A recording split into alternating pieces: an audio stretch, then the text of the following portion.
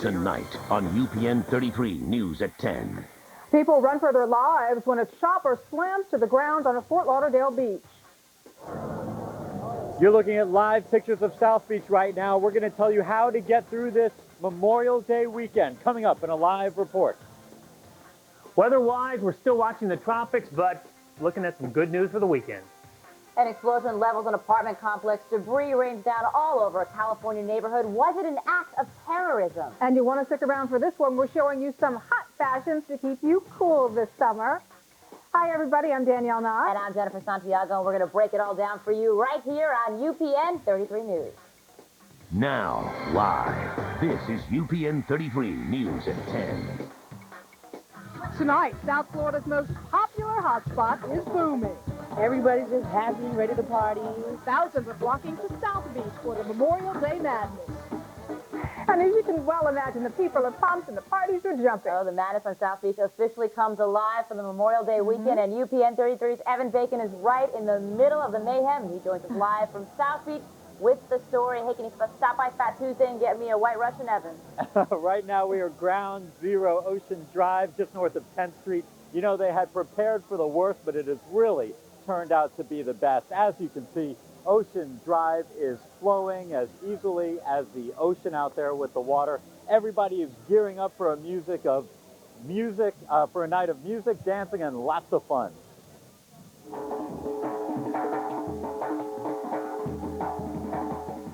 The beat of the Bahamas pulsates through Ocean Drive as the Sunshine Junkaroo Band welcomes the start of Memorial Day weekend.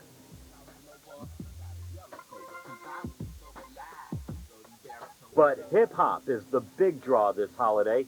Thousands of fans flocking to South Florida for an earful and an eyeful of the South Beach scene. I hope I get to ride on a motorcycle. I hope I get to ride on the jet skis in the ocean. Just hang out, meet guys, meet different people. No, this is not an Undertaker's convention. These men in black are among 350 bouncers who will keep the peace at 20 area nightclubs. No matter how bad their attitude is, we'll keep smiling, keep discussing until they start to calm down, and then we'll walk them out the door and say, thank you, see you tomorrow. Worst comes to worst when they start getting violent?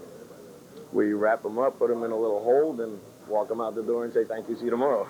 And just to make sure everybody's partying legit, police are conducting random ID checks. We need some hot sauce, man. We need some hot sauce. And here's a little food for thought. If you plan on driving to South Beach this weekend, you'll want to leave your car a good distance away. Ocean Drive is closed to auto traffic from 5th to 15th Streets. Most east-west connecting roads are also shut down from Ocean to Washington. Otherwise, get your groove on and come on down. So come on and take another look down Ocean Drive here on South Beach. Everybody is getting in the mood now. They're getting ready to have a good time tonight. A little bit of drinking, a little bit of walking around, checking out, cruising everybody around, and everybody's looking forward to a good time. So hopefully everything will continue as it is. No major arrests like last night, and police and all these facilitators and folks out here will be looking forward to having a great time. We're live on South Beach. Evan Bacon, UPN 33 News. I don't think he's getting me my drink. But he said get your groove on. Okay, well, Evan's it. the big question on everyone's mind tonight, will the weather cooperate this holiday weekend? And you know, that is a big question. While some of us are watching and waiting, these folks that we want to show you here, if we have it, they took advantage of today's great weather.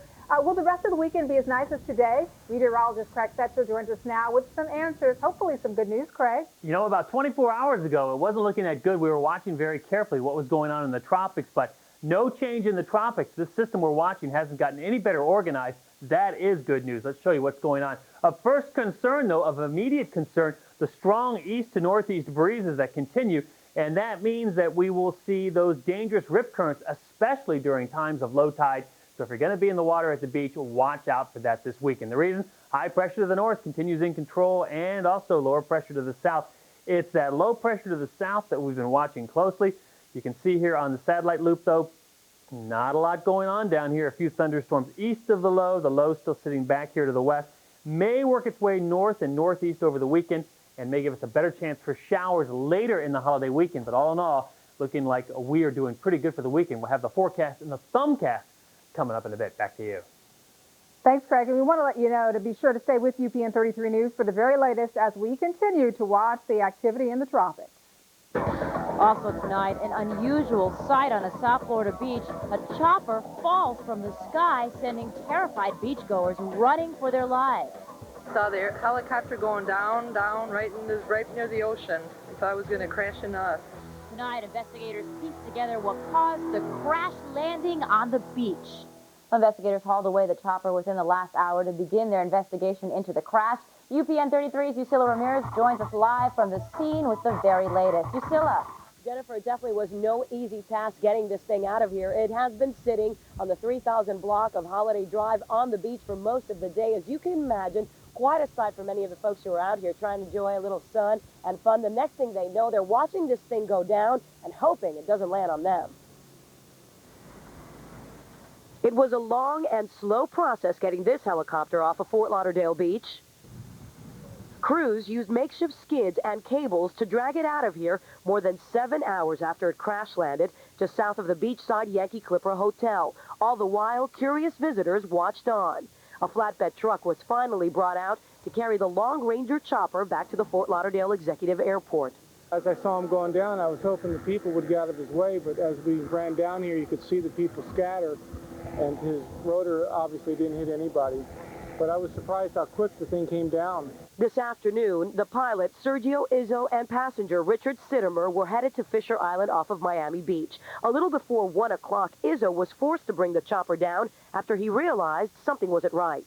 He heard a loud popping noise, which he feels is the tail rudder transmission.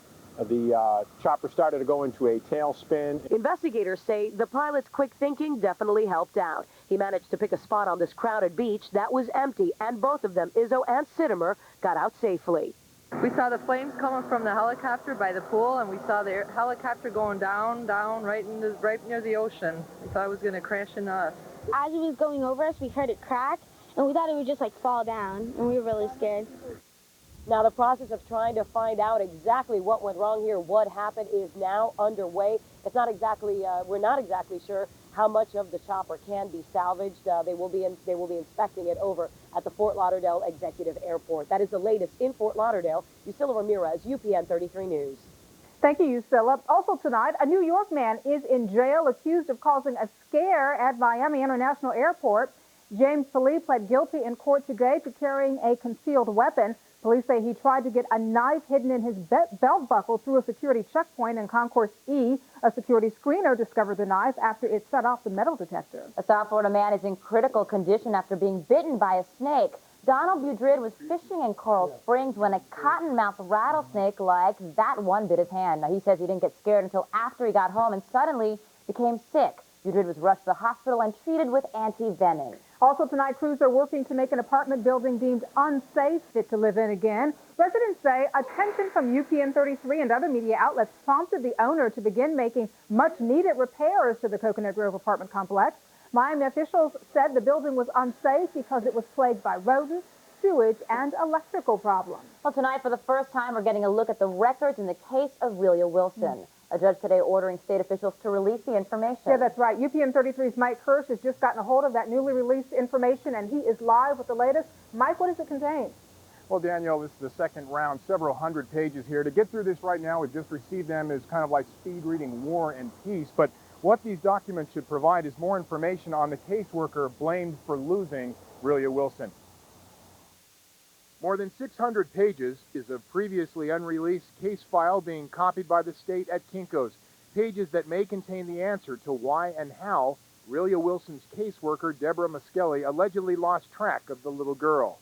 DCF resisted releasing the documents, saying they were part of a criminal investigation. But an appellate's court judge ordered them released, slamming the state, favoring the people's right to know. They have rights too.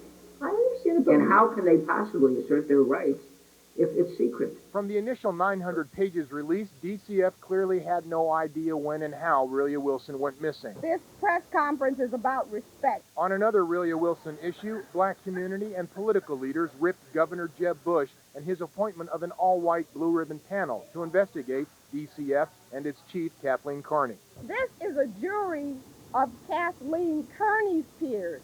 It is not a jury of Royal Wilson's pier. The Blue Ribbon panel's leader tried to fight off criticism. I didn't make the decisions who's on the panel. I didn't ask to be on the panel. I think it's the governor's decision. I'm confident that the panel has taken into account everyone in the community, everybody's child. Now, in coming days, as investigators and the public get a chance to go through these documents to reveal what kind of information is inside, the public should have a better chance of why Willie Wilson went missing. We're live in Coral Gables. Mike Kirsch, UPN 33 News. Well, police in Washington, D.C. are going high-tech in their search for clues in the death of Chandra Levy. So that's true. What they're hoping is that a tool used to study traffic accidents will show them if Chandra's body was dumped and rolled down the steep embankment where her remains were found.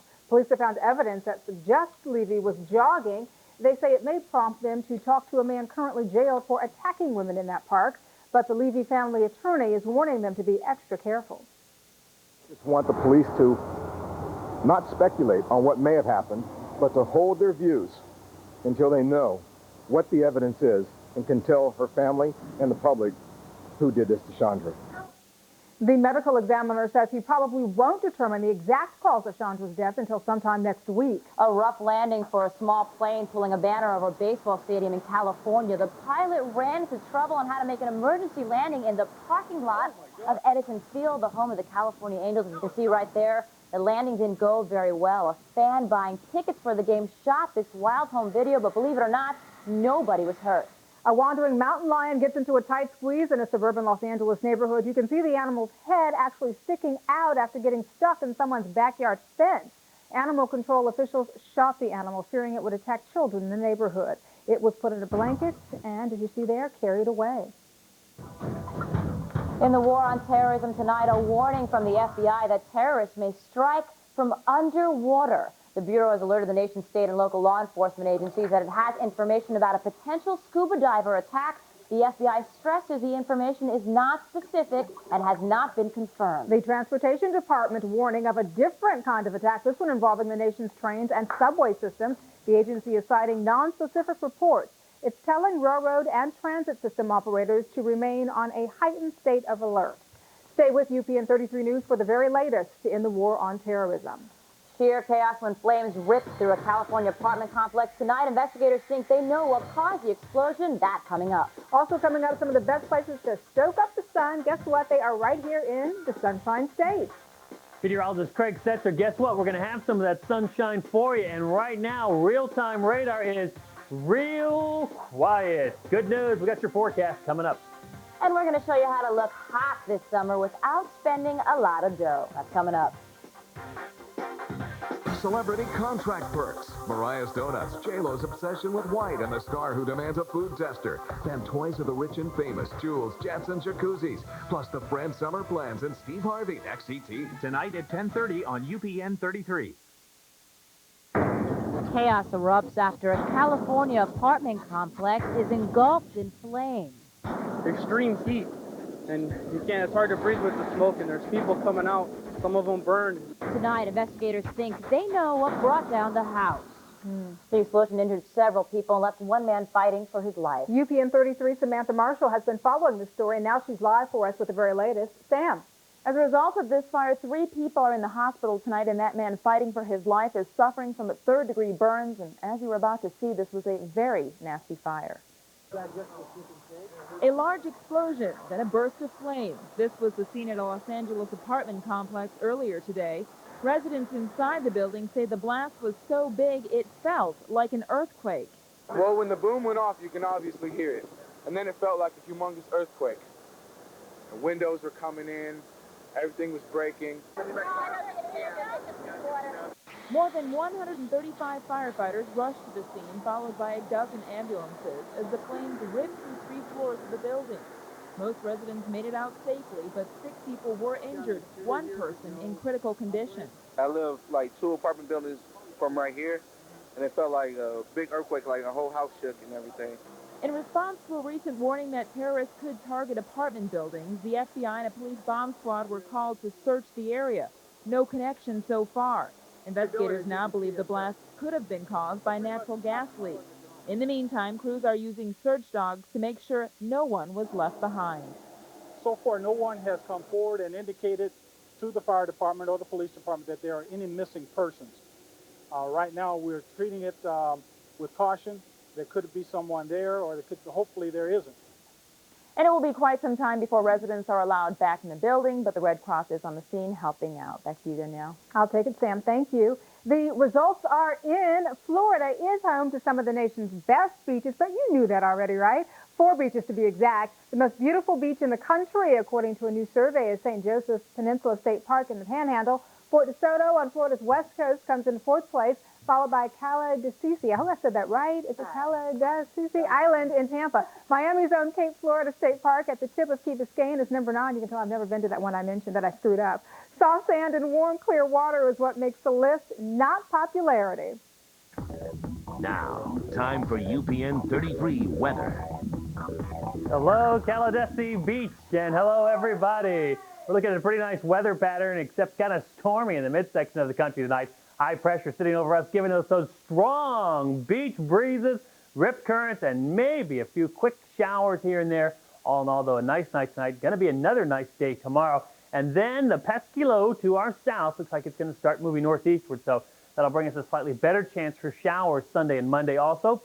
It's going to keep the winds going, even though they may drop off just a little bit during the day tomorrow. They come back up again for Sunday and Monday. Elsewhere in the midsection of the country, there's been snow in the mountains, hail on the plains, tornadoes in Texas.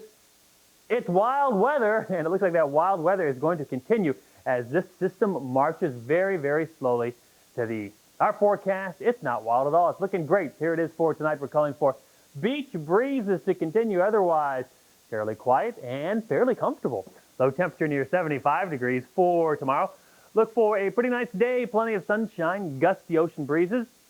Maybe, just maybe a stray shower. High temperature near 86 degrees. If you're boating, look for east-northeast winds averaging 20 knots. Small craft advisories remain in effect and seas in the water up to 5 to 10 feet. But boating on Biscayne Bay should be pretty good tomorrow, especially sailing. And Sunday looking pretty good, a chance for showers. Monday still kind of breezy, a chance for showers. All in all, not too bad. And of course, it's Friday. That means it's time for the Thumbcast update. Oh, they caught me on camera doing that. It's a natural echo. That's karma for calling me on Caladassi Beach. we didn't get it yet. We didn't get Saturday, it yet. Sunday. Oh, that's good. What about Monday? Monday still, just because of the low pressure. Right. All right, well, we'll take it. Better than what you said on Monday, right? So we'll take it. Have a great weekend, Craig. Thank you, you too. On UPN 33 News, consumer alert, bad news for owners of some popular mid-size cars. The Insurance Institute for Highway Safety says none of the 9 vehicles in its latest round of crash tests deserves a good rating for bumper performance. Most suffered extensive damage from the only 5-mile-per-hour test.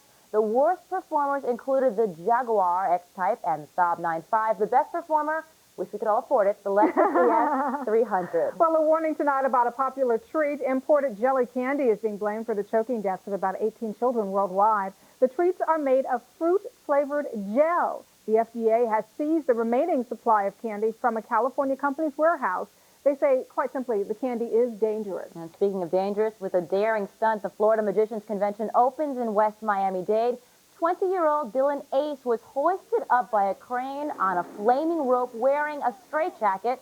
Don't ask us why, but as you can see, his skills paid off. He made it out of the jacket way before it caught fire. A Mike Tyson fan in Europe is putting his money where his mouth is. An unnamed man in Liverpool has placed a $14,000 500 bet that Tyson will beat Lennox Lewis in a match next month. He'll take home about $30,000 if Tyson wins. This is one of the biggest bets in the country's history. Now, you're saying no way, Jim, but guess what? He is willing to spend the money, but not everybody is. With summer fast approaching, we've got some tips tonight on finding hot summer looks for less. It's pretty. Have you ever noticed that the clothes that cover less often cost more? And with so many cool new trends out there this summer, being a slave to fashion can actually wreck your budget. You gotta go out and try and find the same things that you're seeing in these magazines. So I just want to buy like everything I see and everything I just pick it up and not realizing how much I buy. But with the economy still recovering, women are looking harder for bargains this summer, and they're still looking in places they might not have looked in the last few years. Analysts say across the country, lower-priced retailers like Fashion Bug are seeing a surge in business, which is giving this company an opportunity to give itself a makeover, changing its focus to cutting-edge fashions at cutting discounts. Whether it's good economic times or bad economic times, women want to look good. And there's nothing like a treat for yourself, but you don't want to spend a lot. Designers say summer fashions are typically in and out of style faster than any other season. So how do you get the hot summer look without splurging? Fashion Bug experts say you can pull together the look of the moment, known as hippie chic, for around $50. Start with the #1 summer trend, the peasant blouse. Then add a print skirt and stylish lace-up capris. And just like that, experts say, you've not only got this summer's basics, but 3 new items to spruce up what's already in your closet. With stores competing more aggressively for your fashion dollar, experts say deals this summer are as hot as they've been in years, which is making for millions of cool customers. And, you know, even though discount stores do offer hip fashions, the concern has always been wear and tear. Fashion Bug says their clothes can stand the test of time, but, you know, the reality is they've only got to last through the summer, so if they do fall apart or fade, who cares? I hate those trends. I still have acid wash jeans sitting in my back of my closet waiting for it to come back, and it's just not going to happen. It may come back soon. You never know. Oh, my God. We'll see. Still to come on UPN 33 News, Janet Reno, Eat Your Heart Out. We're about to show you what may be the biggest truck ever. And the Mets and Marlins put first place on the line tonight. Tim Beaucamper is coming up next with sports. Stay with us. Now, time for UPN 33 Sports. Well, it has been a miserable road trip for the Marlins tonight. They wasted a great start by Josh Beckett when the bullpen went ahead and let the Mets right back into the game. It was an emotional Memorial Day weekend. Up at the Big Apple, the Marlins get on the board first when Mike Lowell hits one off the fifth. That one's going to fall. Jeremy Brunetto comes up throwing. Wilson is safe. Cook Floyd avoids the tag. 2-0 Marlins in the third. Josh Beckett making his first start against the Mets. He gets Roger Cedeno swinging in the fourth. Beckett went 6 innings, allowed 2 hits, earned 1 earned run. Left with a 3-1 lead. Then in comes the pen. 3-2 runner aboard. Jeremy Brunetto hits that one out of the park. Braden Looper on the mound. That one is gone 4-3 in the 8th. The Marlins, though, come right back. Tim Raines unloads 2 outs in the 9th inning. That's a home run. Right now it's all tied at 4 in the bottom of the 9th inning. The Red Sox doing anything but sitting on their AL East lead. They jumped all over Roger Clemens at Fenway. Nomar Garciaparra finds a hole in the Yankee infield. Ray Sanchez scored 7-1 Sox in the 4th. That was it for the Rocket. He gave up 9 hits. And you know the fans in Beantown more than happy to give him the business. Yankees come roaring back, though. Right now it's all tied up. 8-all in the 8th inning. Junior Griffey returned to the lineup tonight for the Cincinnati Reds. Facing Kevin Millwood and the Braves, Junior gets right back into it with a single in the 1st inning in his first game since injuring his knee on April 7th. Griffey's 1 for 4 so far this evening. The NBA Western Conference Finals have shifted to L.A. Game 3 tonight at the Staples Center. The Kings came out with a hot hand. Right now they lead the Lakers 52-40 at the half. Meanwhile, FIU got a 9th inning grand slam this afternoon to stay alive in the Sun Belt Conference Tournament. Tonight, they're facing South Alabama, and right now, like everyone else tonight, they're tied at 4-all in the 4th inning. So a lot of games going on tonight. A lot of games undecided so far. Well, still got a ways to go. Yes, we do. Thanks, Kimbo. I think they will tonight. Time now to fast forward to see what's coming up on CBS 4 News at 11. We can agree to disagree. Yes, we can. Maggie Rodriguez is standing by in the newsroom with details. Hey, Maggie. Hey, Danielle and Jen. Coming up on CBS 4 News at 11, a Florida judge saves local citrus trees from facing the chopping block. And a risky snowboarding adventure turns deadly for one man. Teens who kill, should the criminal justice system treat them like adults? That's the focus of tonight's CBS 4 News investigation. It's all coming up on CBS 4 News at 11. We will see you then, Maggie. Thank you. And coming up next on UPN 33 News at 10. We are going to show you a truck fit for a giant, kind of like Tim Beaucamper. Yeah. We're coming right back. You're watching UPN 33 News at 10.